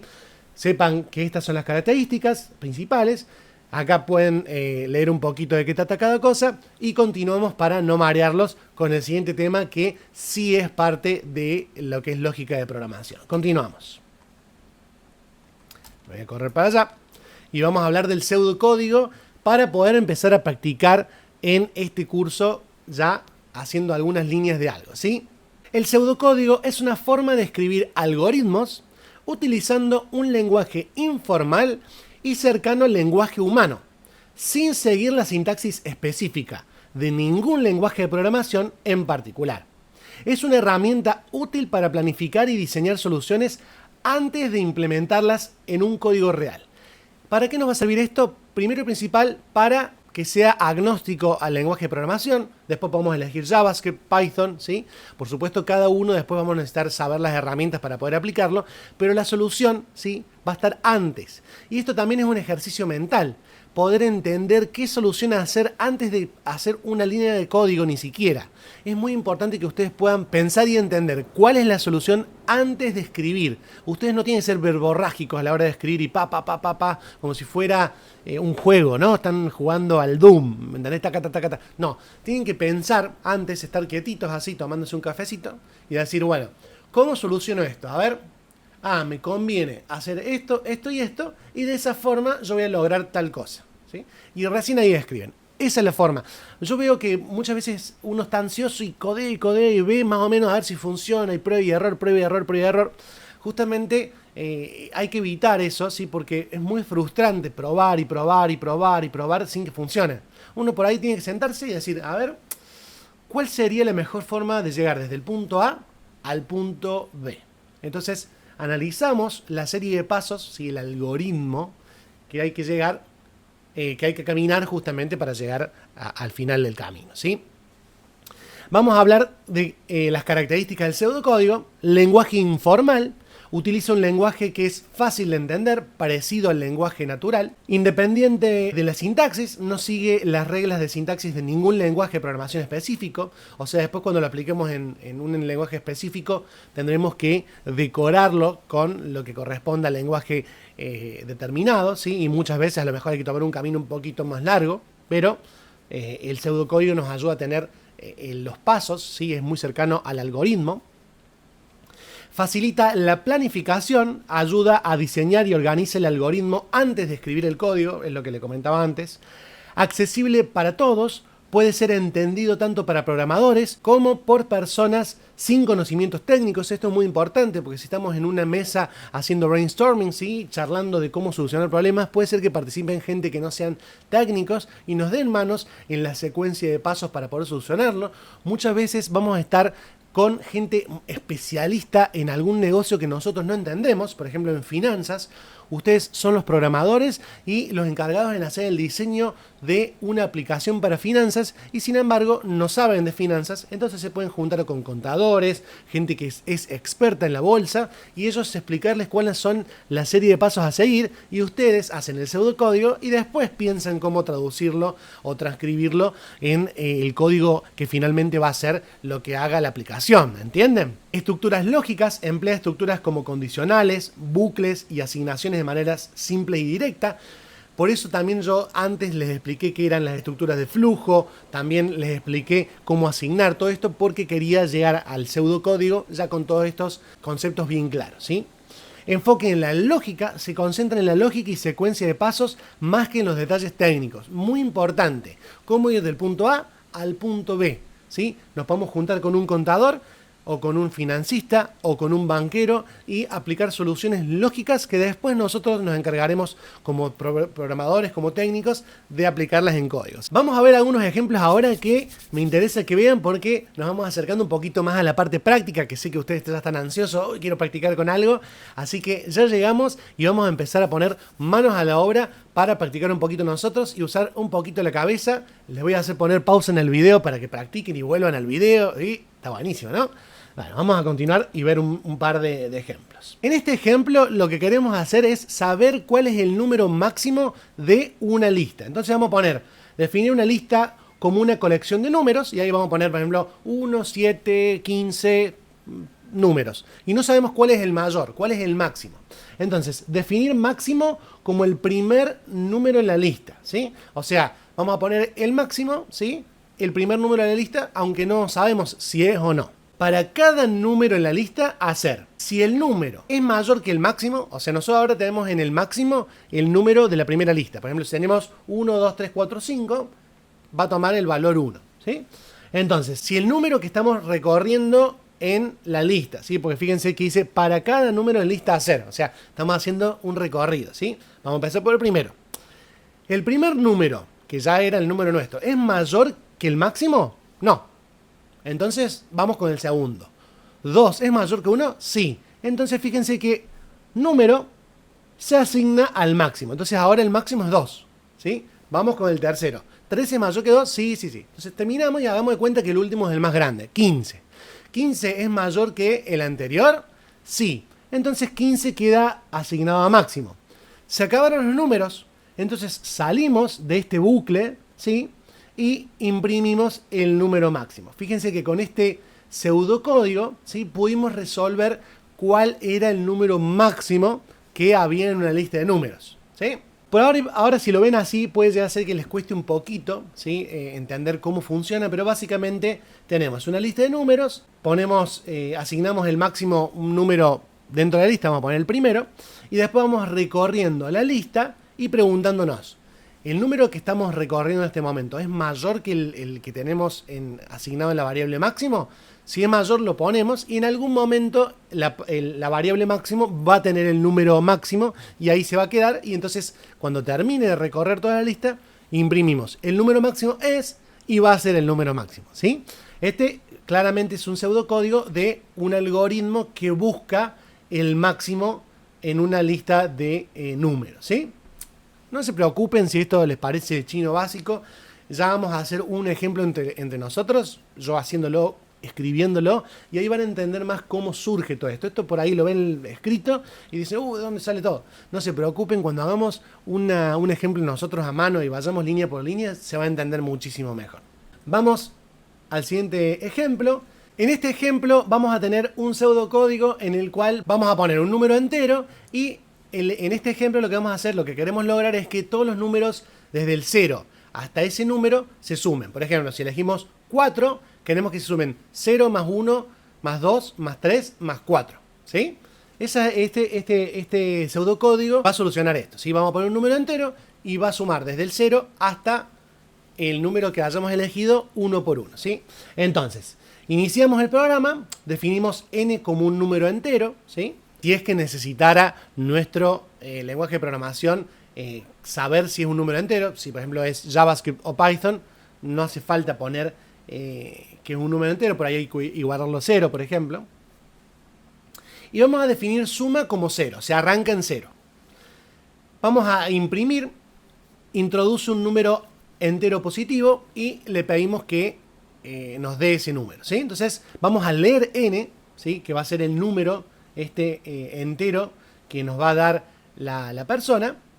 Y ahí le decimos, si n es menor o igual que 0, entonces le decimos a la persona, el número debe ser positivo, ¿sí? Le decimos, no puede ser negativo el número. O sea, le estamos diciendo a la persona que sí o sí coloque un número positivo. Si no, o sea, si la persona escribió un número entero positivo, en este bucle podemos ver que i, ¿sí? Que va a ser lo que va a ir contando, va a ser del 1 al n. Nosotros habíamos puesto 4, ¿sí? O la persona había puesto 4. Entonces vamos a hacer, suma arranca en 0. 0 más 1, 1. ¿Sí? Ahora va a ser 2. Suma ahora era 1. Entonces 1 más 2, 3. Ahora suma es 3. Ahora va a ser i3. ¿Sí? Entonces 3 más 3, 6. Ahora i va a ser 4. 6 más 4, 10. Entonces ahí ya salimos, porque ya recorrimos del 1 al 4. ¿Sí? Salimos y imprimimos la suma de los números del 1 al 4 es 10. ¿Sí? Entonces ya tenemos un pseudocódigo que se basa en el algoritmo que nos soluciona esto de, si ponemos un número entero, de sumar todos los números enteros hasta el número que nosotros hayamos puesto, ¿sí? Estos son dos ejemplos, a ver, que estoy imaginando yo. Ustedes pueden tener ejemplos más sencillos o más complejos dependiendo qué es lo que quieran solucionar. Ahora es como para que ustedes vean cómo se hace. Cuando nosotros hagamos un ejemplo ahora yo escribiendo a mano, va a ser muchísimo más fácil, no se preocupen. Vamos a hablar de los diagramas de flujo, ¿sí? Antes de hacer un ejemplo nosotros a mano, vamos a ver diagramas de flujo y después vamos a ver un ejemplo completo, ¿sí? O sea, vamos a tomar un ejemplo de un problema real, lo vamos a analizar, vamos a hacer el algoritmo, vamos a hacer el pseudocódigo y vamos a hacer el diagrama de flujo, ¿sí? Súper interesante. Pero para ello necesitamos saber qué es un diagrama de flujo. Un diagrama de flujo es una representación gráfica de un proceso o algoritmo, donde se utilizan símbolos y flechas para mostrar la secuencia de pasos y la relación entre ellos. Es una herramienta visual que facilita la comprensión, el análisis y la comunicación de procesos complejos. Esto va a tener ciertas características, ¿sí? Que son visualización clara, representa procesos de manera visual, lo que facilita la comprensión. Símbolos estándar, usa símbolos estandarizados como óvalos para el inicio al fin, rectángulo para procesos, rombo para decisiones, flechas para indicar el flujo. Esto es muy interesante, ya vamos a ver cuáles son los símbolos y van a ver que programar haciendo diagrama de flujo es súper fácil porque vamos a poder ver gráficamente qué hace un programa. Muy bueno. Vamos a iniciar con ejemplos muy fáciles y también lo vamos a utilizar en un ejemplo práctico para que ustedes lo entiendan más a fondo. Identificación de problemas, ayuda a identificar cuellos de botella, redundancias o problemas en un proceso. Creo que me había salteado secuencia de pasos, muestra el orden en el que se deben realizar los pasos de un proceso. Facilita la comunicación, es útil para explicar procesos a personas de diferentes niveles de conocimiento. Esto es muy interesante. Podemos tomar un diagrama de flujo y hablar, como hemos dicho, en una reunión, ¿sí? Con distintas personas, sean técnicas o no, o tengan distintos niveles. Puede ser que haya juniors, seniors, y podemos explicarles a través de algo gráfico a todos el mismo problema y que sea más fácil de abstraer. Y por último, aplicaciones variadas. Se usa en diferentes campos como programación, ingeniería, administración y mucho más. Vamos a ver cuáles son los símbolos estandarizados, ¿sí? Los símbolos por convención. Vamos a ver que el de proceso es un rectángulo, datos de entrada y salida es este trapecio. Bueno, hay un montón, por ejemplo, operación el óvalo, el círculo, la decisión es un rombo, este es muy común, ¿sí? Este lo habrán visto un montón de veces. La flecha entonces es para mostrar cómo va el flujo, ¿sí? Puede ser que en una toma de decisión tengamos que tomar dos caminos, entonces haya dos flechas, ¿sí? Muy interesante. Se los dejo todos acá, pero nos vamos a concentrar por ahora en esos que les dije, porque van a ser lo que vamos a estar utilizando, ¿sí? Por supuesto, no vamos a ver ningún ejemplo con todo, porque sería muy complejo. Vamos a ir de a poquito, ¿sí? Vamos a ver un ejemplo, en este caso, cómo hacer un T, ¿sí? Cómo hacer un T utilizando un diagrama de flujo. Vamos a poner entonces inicio. Fíjense que el óvalo, ¿sí? Con el que se hace inicio, los óvalos que a menudo tienen una forma similar a un círculo alargado, en este caso es un círculo, pero puede ser un óvalo, o sea, significa lo mismo, no se preocupen. Se utiliza para indicar el comienzo y el final de un proceso, ¿sí? En este caso inicia y finaliza, ¿sí? Iniciamos con el tema de hacer un té. Vamos a ver que primero ponemos a hervir el agua. Entonces, en un rectángulo, ¿sí? Los rectángulos se utilizan para representar pasos en los que se realiza una acción o se lleva a cabo un proceso, ¿sí? Estos pasos son actividades que transforman los datos de entrada en resultados o llevan a cabo tareas específicas. En este caso pusimos a hervir el agua, ¿sí? Y después vamos a tener que tomar una decisión. ¿El agua está hirviendo? ¿Sí o no? Para eso usamos un rombo. Los rombos se utilizan para representar puntos en los que se debe tomar una decisión. Estas decisiones se responden con opciones binarias, como sí o no, verdadero o falso, que determinan el camino que tomará el flujo del proceso. Si está hirviendo el agua, continuamos con el proceso hacia abajo de hacer el té, y si no, ¿sí? Volvemos al punto anterior. Entonces fíjense que es como un bucle, ¿sí? Estamos hirviendo el agua. ¿El agua está hirviendo? No. Seguimos hirviendo el agua. ¿Está hirviendo? No. Es un bucle. Ahora, si ya hirvió el agua, seguimos. Colocar una bolsa de té en la taza, verter agua caliente en la taza, dejar reposar el té, y ahí nos preguntamos, ¿el té ha reposado el tiempo suficiente? No. Dejamos reposar el té. ¿Ha reposado lo suficiente? No. Seguimos reposando el té. ¿Ha reposado suficiente? Sí. Retirar la bolsa de té, agregar azúcar y fin. Y ya tenemos nuestro té listo para ser bebido, ¿sí? Súper interesante. Este, por ejemplo, es un ejemplo mucho más fácil que el hecho de contar números, como hemos hecho en el ejemplo del pseudocódigo. Por ahí les pido disculpas que haya sido un ejemplo un poco difícil, pero yo quería ya ir mostrándoles un proceso de un algoritmo un poquito más cercano a la realidad. Y no se preocupen que cuando hagamos el ejemplo práctico se le va a acomodar todas las ideas. No se preocupen, no se sientan agobiados. Vamos a ver otro ejemplo más. En este caso vamos a tener inputs y outputs, entradas y salidas. El óvalo habíamos dicho que era para iniciar y finalizar, por lo cual vamos a saltear esta lectura, pero vamos a ver de qué trata el trapecio. Entrada, salida, se utiliza el trapecio específicamente para representar operaciones de entrada y salida, inputs y outputs, como ingreso de datos o mostrar resultados. Acá vamos a pedir entonces ingresar un número A, después vamos a pedir ingresar un número B, y en el proceso, que es el rectángulo, vamos a sumar esos dos datos, y en el último trapecio vamos a mostrar el resultado de A más B y finaliza, ¿sí? Este proceso sirve para sumar dos datos, ¿sí? A más B, ¿sí? Muy interesante. Y llegamos, ahora sí, señoras y señores, a un proyecto práctico. Vamos a poner manos a la obra, los voy a hacer practicar, los voy a hacer que entiendan todo lo que vimos hasta ahora en un problema científico, ¿sí? En algún momento de este problema les voy a hacer que hagan pausa en el video para que ustedes piensen y no me sigan solamente a mí de forma pasiva, sino que ustedes se tomen unos minutos, traten de resolver todo ustedes y después vuelvan a mí y se vean y vean la solución que yo propongo, que no va a ser la única, porque recordemos que al ser programadores diseñamos soluciones y puede ser una mejor que la otra, y por supuesto tiene que siempre ser la mejor la que prevalezca, ¿sí? Vamos a hablar de un problema científico. Usaremos todo lo que aprendimos para ayudar a una científica en su trabajo.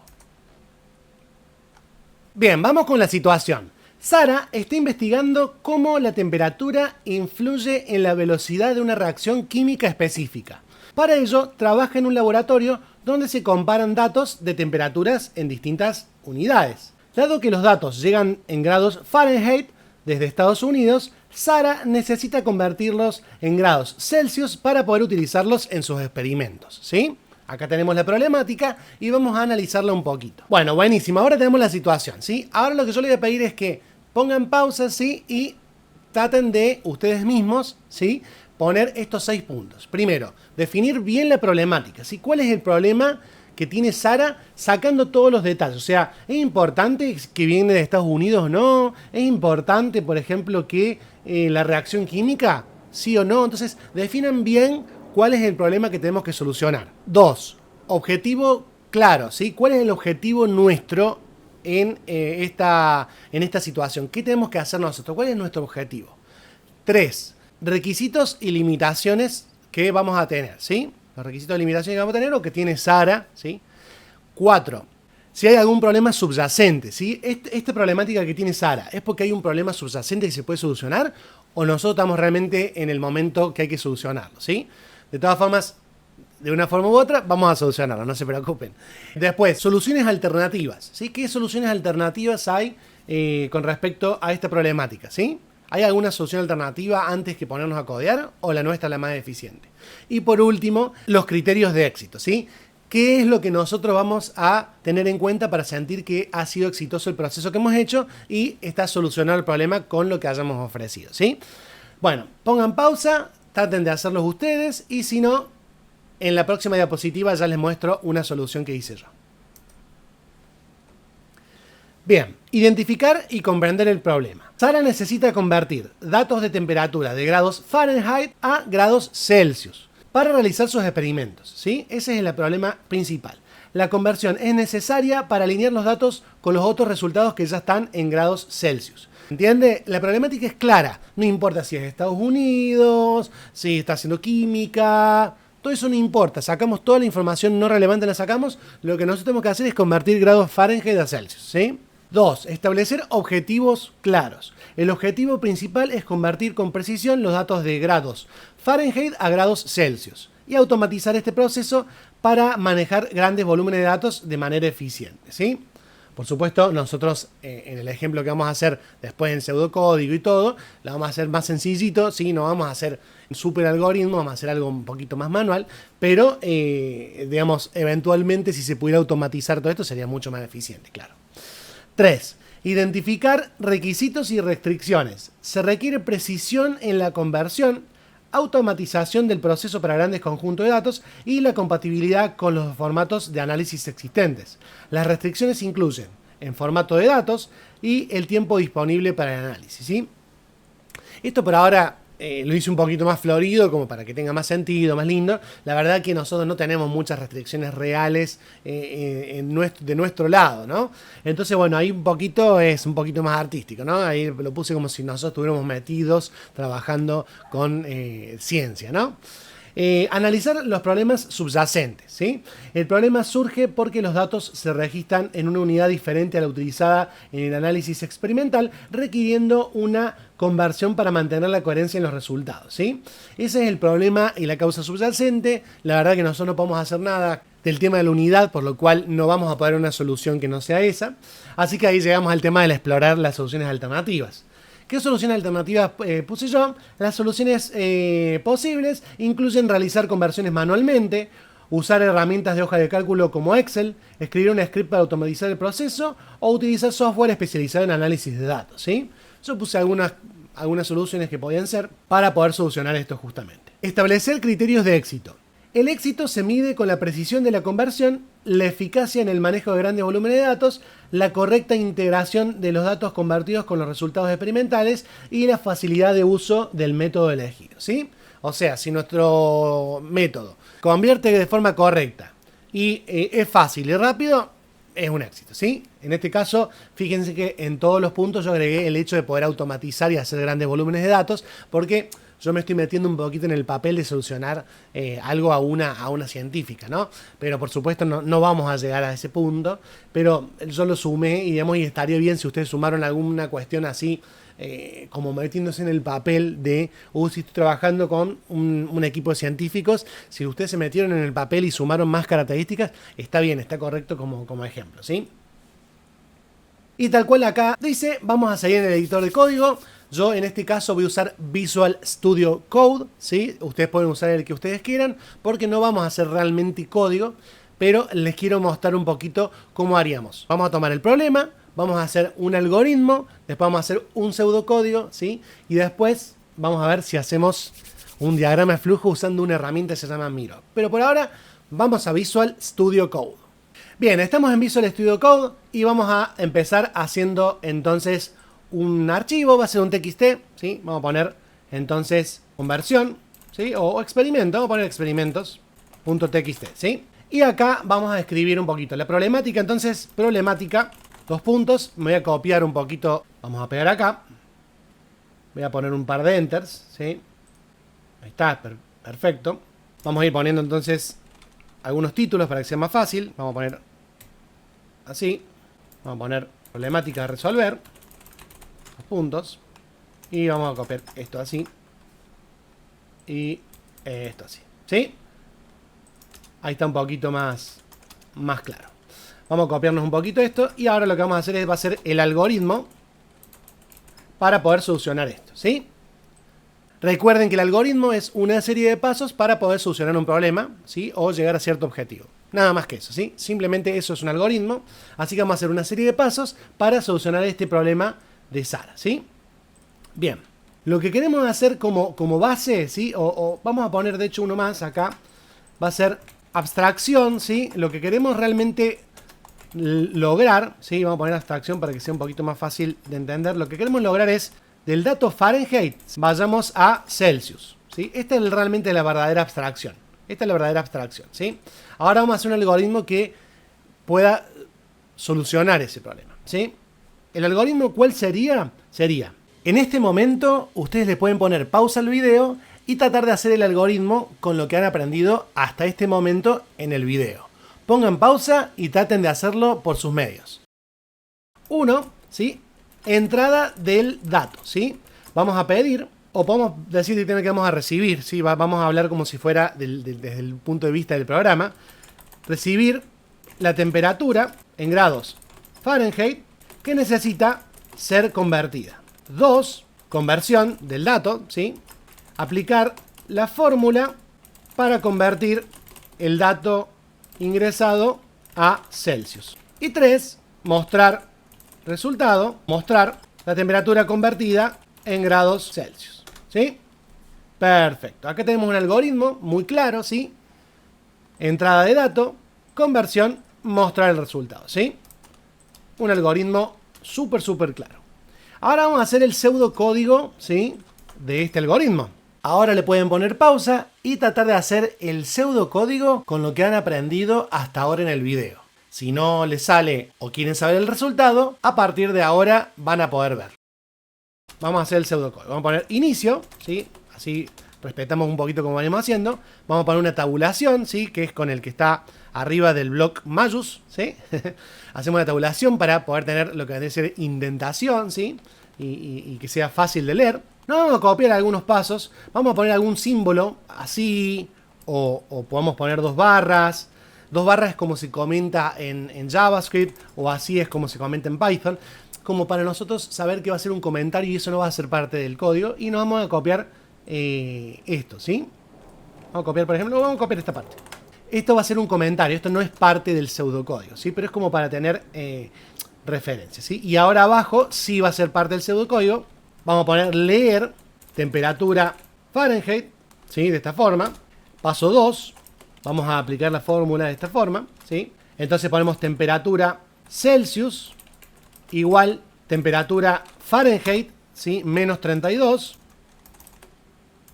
A todo esto tiene que ir entre paréntesis y lo multiplicamos por 5 dividido 9 o 5 novenos. Esta es la fórmula para poder conseguir grados Celsius desde Fahrenheit, ¿sí? Hay que restarle 32 a los grados Fahrenheit y multiplicarlo por 5 novenos, ¿sí? Y por último, mostrar la temperatura convertida en grados Celsius, ¿sí? Podemos imprimir. La temperatura en grados Celsius es 2 puntos. Podemos acá hacerlo más cercano a un lenguaje de programación, poner más temperatura Celsius. Entonces de esta forma, digamos, se pone esto en texto y después se le pone acá el número, ¿sí? Y al último, fin, ¿sí? Acá se le podría agregar un pasito más, que no necesariamente es un paso más, sino, aparte de leer la temperatura Fahrenheit, podemos poner imprimir, favor ingresar la temperatura que se desea convertir, 2 puntos y así, ¿sí? Entonces esto sería el mismo paso, ¿sí? Y estaríamos imprimiendo para pedirle este dato, ¿sí? Esto también estaría muy bien, me parece que lo podemos sumar, ¿sí? Pero si no estuviera no hay ningún problema, ¿sí? Sigue entendiéndose cuáles son los pasos, ¿sí? Perfecto. Fíjense que ya tenemos el pseudocódigo. Entonces tenemos la problemática, esta es la abstracción máxima, estos son los pasos para poder llegar a la solución. Este es el pseudocódigo. Fíjense que esto ya se parece más a un código de programación. Y ahora lo que vamos a hacer, sí o sí, para que esto se vuelva más divertido y más colorido, es usar Miro para hacer nuestro diagrama de flujos. Bien, acá como podemos ver estamos en Miro, ¿sí? Que es una plataforma que nos permite hacer distintos tipos de diagramas, ¿sí? Se utilizan muchísimo para reuniones o para hacer diagramas de flujo o simplemente para poder organizar ideas, ¿sí? La verdad que tiene un montón de plantillas, está muy bueno. Y acá como pueden ver está el ejemplo del T y el ejemplo de la suma, ¿sí? Vamos a hacerlo un poquito acá, ¿sí? El lado más vacío, nos podemos mover por todos lados si no hay ningún problema, para resolver el problema que teníamos, ¿sí? Voy a hacer una captura de pantalla, ¿sí? De la parte del pseudocódigo y la voy a pegar acá para tener de referencia, ¿sí? Perfecto. Bien, vamos a ir a la parte que dice formas y vamos a poner otras formas. Y acá fíjense que hay muchísimas formas que, dependiendo de la necesidad que tengamos, vamos a poder utilizar. Fíjense que hay formas de todo tipo, ¿sí? Relacionados con distintas tecnologías, Kubernetes, Google Cloud, flujo de datos, Azure, ¿sí? VMware, bueno, etcétera. UML, esto se utiliza muchísimo, ¿sí? Pero nosotros nos vamos a concentrar en el que dice diagramas de flujo, ¿sí? Acá tenemos nuestro óvalo, ¿sí? También el conector, ¿sí? Esto vamos a usarlo indistintamente, pero vamos a usar el óvalo. Ya que dijimos tantas veces óvalo, vamos a utilizar óvalo.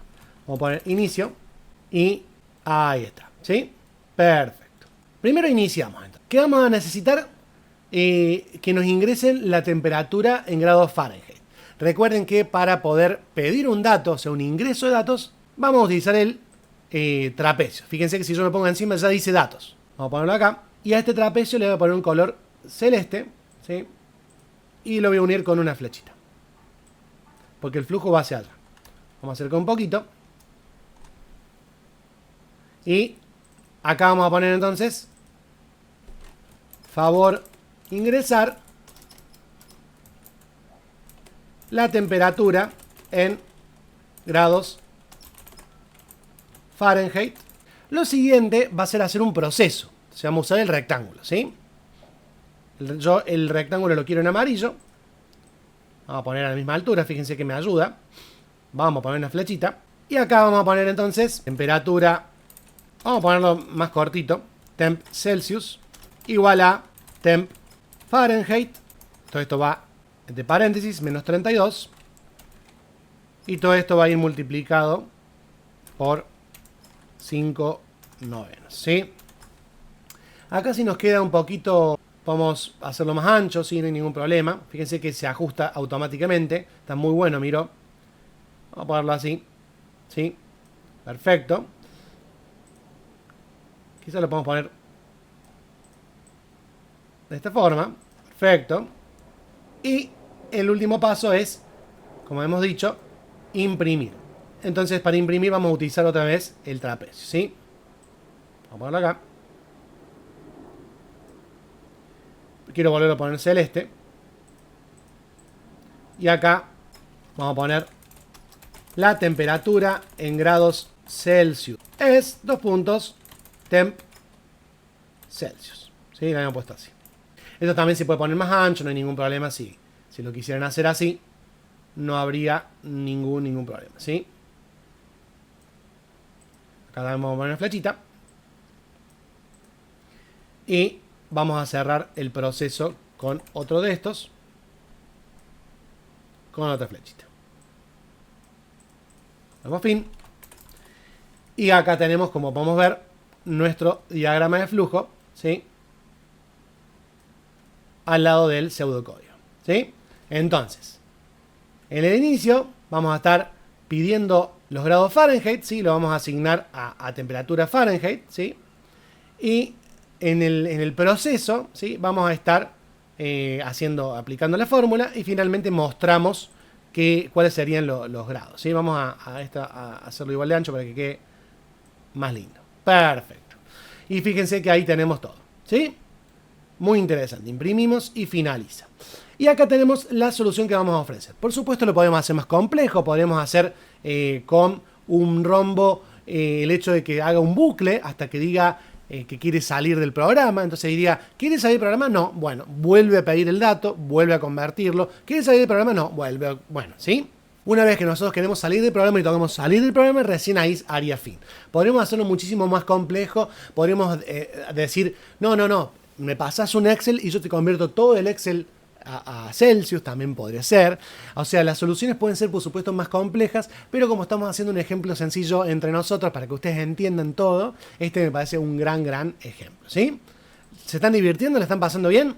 Bueno, por supuesto, todo esto, la idea es que lo hagan ustedes, por lo cual espero que hayan hecho pausa y lo hayan pensado ustedes también. Lo importante es que ustedes vayan aprendiendo y vayan entendiendo cómo vamos haciendo la práctica, ¿sí? Y bien, volviendo un poquito a lo que es Visual Studio Code, les voy a mostrar, por ejemplo, cómo hacer en dos casos, ¿sí? En la solución. Vamos a poner, por ejemplo, solución 1, va a ser .js, vamos a hacerla en JavaScript. Y vamos a hacer solución 2, .py, y la vamos a hacer en Python, ¿sí? Vamos a copiarnos de acá un poquito el pseudocódigo, que nos va a ayudar, ¿sí? En JavaScript para hacer el comentario es 2 barras, como les había comentado, así que voy a convertir todos estos comentarios con las 2 barras. Y acá tenemos lo que tenemos que hacer, ¿sí? Entonces, para poder imprimir esto y pedir temperatura Fahrenheit, lo que hay que hacer en JavaScript es tomar una variable, vamos a poner const, en este caso porque no vamos a modificarla, vamos a poner temperatura Fahrenheit y, como dice acá, vamos a poner parseFloat, ¿sí? Vamos a pedir un prompt para que pida el dato al cliente o a la científica. Y bueno, le vamos a hacer caso a Copilot, ¿sí? Que nos está dando una manito con esto. Sí, perfecto. Vamos a ir con este segundo paso, ¿sí? En el cual me dice que queremos la temperatura Celsius, que va a ser basada en esta fórmula.